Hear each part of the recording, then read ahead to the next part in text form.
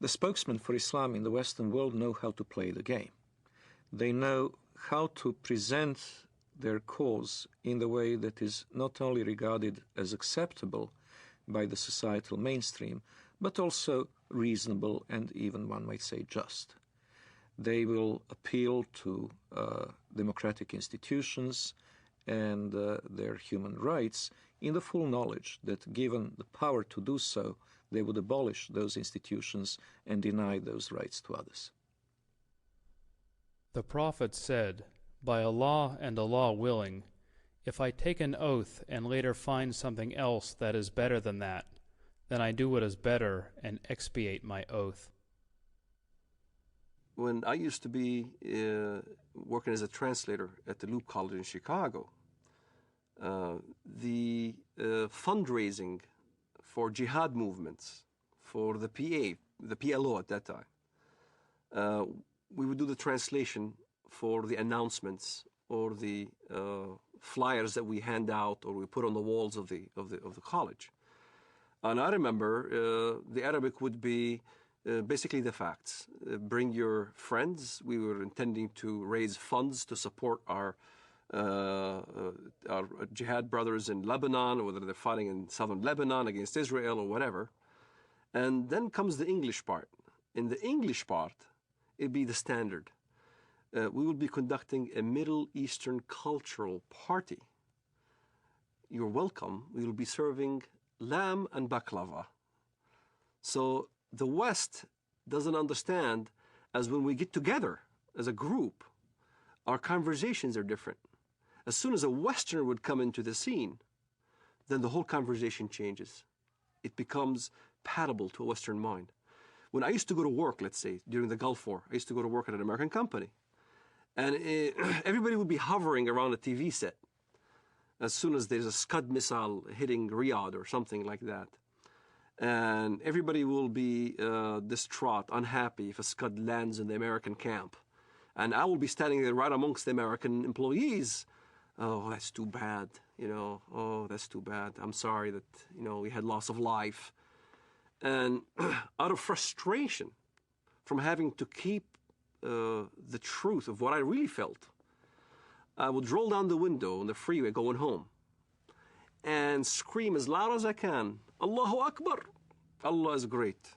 Allahu Akbar, because this is the chantation you do when the enemy is killed, when you win. So if it was a victorious day for the Iraqis, when they land a Scud missile, it will be Allahu Akbar on the freeway. I know nobody could hear me now. And when I went to my apartment home, the rest of the apartment complex were also Arabs from the Middle East. We'd get together in my apartment, watch the Gulf War, and we'd be praising Allah every time there was some incident where Americans got killed. But it wasn't the same face that we put on when we were in an American environment. In an American environment, you played different scenario. You acted as you are on their side. So there's this whole facade that is hidden from the West of how Muslim fundamentalists who want to propagate jihad in America can act publicly. Is what we are witnessing today a clash of civilizations? We ask that of noted Palestinian scholar and professor of English and comparative literature at Columbia University, Dr. Edward Said. No, I don't think so. And I think the whole thesis is a bit of a false one, because in the first place, civilizations are not, little packages that are kind of completely detached from each other. They're all connected in one way or another. And, so-called Western civilization has many elements of Islamic and Confucian and Latin American and Russian, all the things that...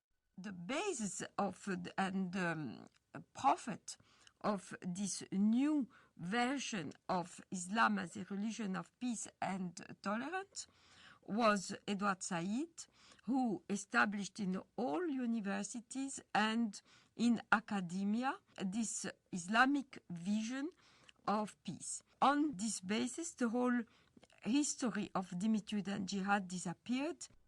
Edward Said, who in his book Orientalism posited that criticism of the Islamic world on the part of Westerners was racist and imperialist.